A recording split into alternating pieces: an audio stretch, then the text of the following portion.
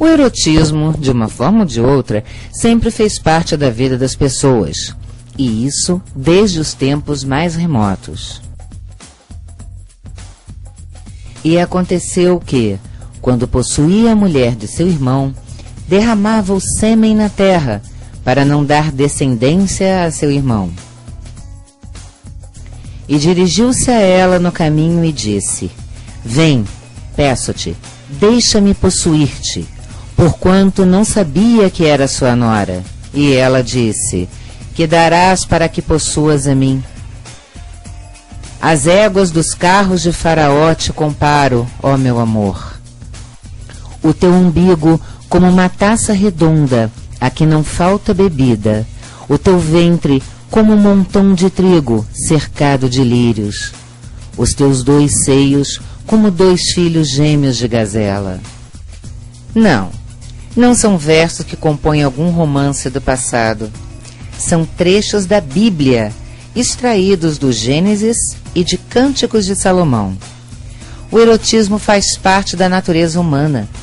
Está na sua essência mais primitiva e predadora, e em diversos momentos da história da humanidade, ele se faz presente, às vezes de forma velada, por outras, mais explícita, principalmente entre as artes, sejam elas escritas ou pictóricas.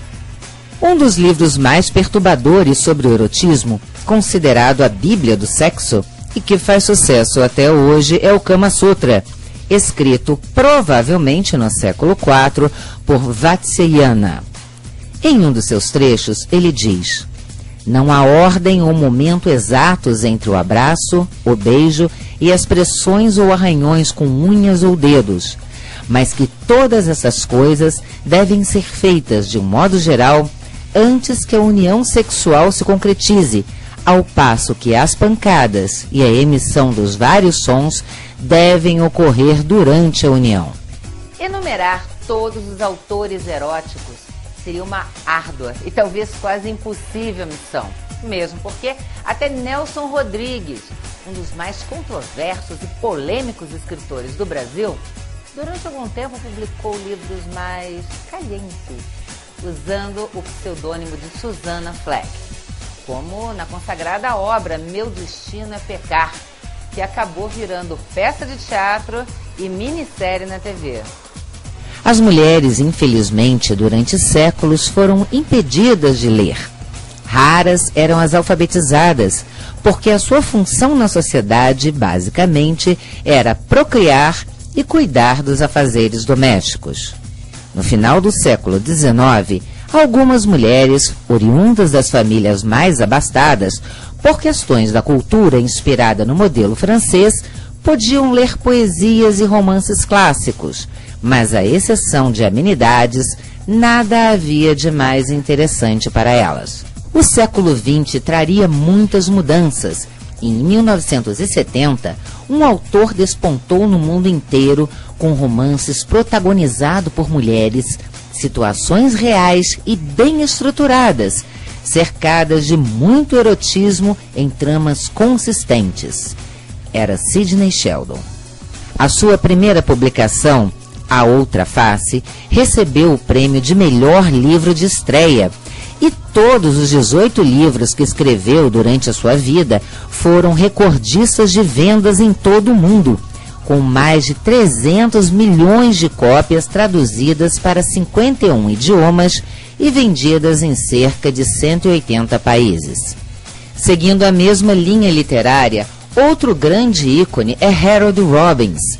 Embora tenha publicado seus primeiros romances bem mais cedo, no final da década de 40, alcançou seu ápice de popularidade com os livros A Mulher Só, O Garanhão, O Machão, Os Pervertidos, entre diversos outros que, pelos títulos, é possível imaginar que o conteúdo nada tem de angelical.